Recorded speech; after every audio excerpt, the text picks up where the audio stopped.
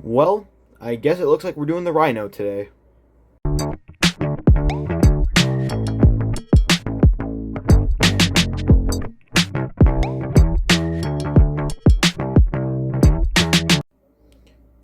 What's up, everyone? Today we'll be taking a look at Transformers Studio Series Rise of the Beast Rhinox.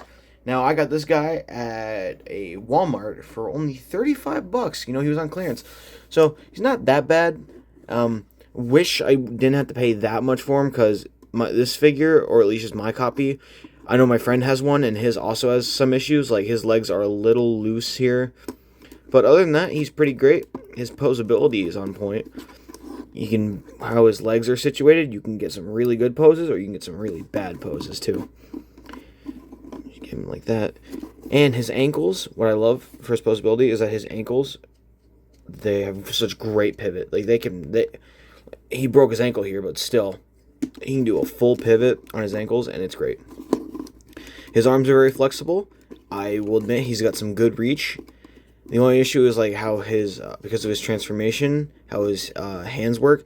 This little flap on his arm is always protruding. You can always see it kind of out, which isn't the biggest issue, but to me, they could have done a lot better, honestly. Though he does have some good movability, and I don't know if that's a real word. His shoulder pads move and everything. His horns, not really in the back. His little loincloth here in the front moves back and forth. This also works for the transformation too. And so does his tail, surprisingly, which I actually like that they did include that little detail. And for his accessories, he even comes with his little sledgehammer here, which I like that, you know, they still decided to make it for his studio series, even though he barely uses it in the movie. I think he uses it for 1 second. And here he is next to Air Razor, who I'm not going to transform again because fuck this figure, I hate birds. And then here he is next to Bumblebee. Alright, now to start the transformation, it's pretty simple. You're going to want to take the figure, turn around, and just untab his back piece. It'll come out pretty easily. And you're going to unfold the rhino head. And you're going to take his little horns that were on the back and just fold them into his back, just like that. Now you're going to bring the back shell, bring it all the way over the top, and just leave it here for now, is what I like to do. Now that's another thing, his shoulders tend to pop off a little bit. Now you're going to want to take this front chest piece and just untab it and bring it out.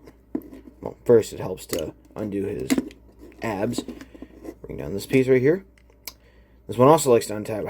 I don't know why they just have like these little pins, which aren't even actually pinned in. They're just like the little tab ones. They suck. And they're going to bring his abs in, and they're just going to connect around this part of the chest piece. And you're going to fold it up just like that in place. And once again, it pops off. My only main issue with this figure is how crappy it likes to stay together. Now for the head, you're going to want to take this little top piece, fold it up, like that. It tends to work better if you're not plugged in to the body.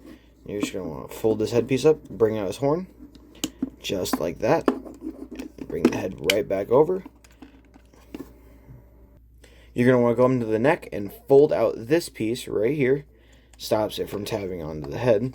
That'll make it so you can just bring it down and it tabs right there into place, making the neck of the rhino.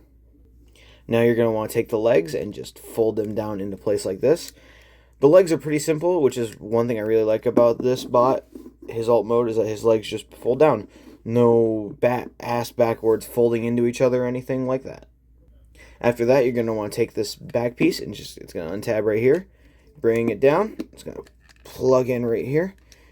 It's mostly just a loose connection, mostly just relying on just being tabbed in like that just to stay put. And you can bring his tail down just like that. And there we have his back half. Now to form his front half. To form the front half, or his front legs, you're going to want to take his little wrists, untab him like this, spin him around. Make sure that when you do it, his hands are propped upwards like this. I guess I have it the other way. You're supposed to turn the hands like that. So they just come around like this, plug in like that. Then you're going to want to take the whole of the hand, the whole, I don't know what part of his arm to call it, but they have, just turn around like this so that the spike faces inwards towards his chest. And you're going to repeat the same process. Make sure you have that hand upside down. And of course it pops out.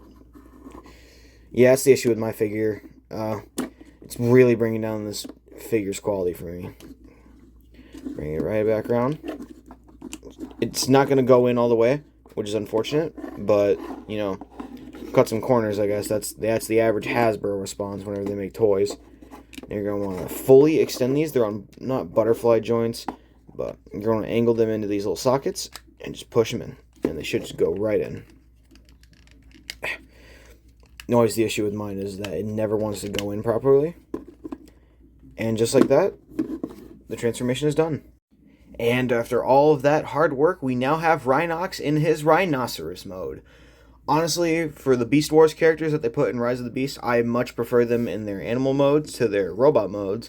Especially when in the case of the dumb bird bitch over here, you never actually see her robot mode. She dies.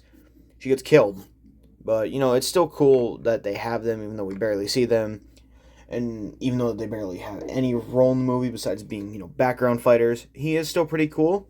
And with his hammer, you can take the sledgehammer piece, you can fold the bar down in the back, and then it plugs in right here to his back. I don't know what purpose it serves to do that, other than just weapon storage in the robot mode. But hey, you know, if Hasbro can make a function out of it, they're going to find a way to do it. Just charge you more fucking money.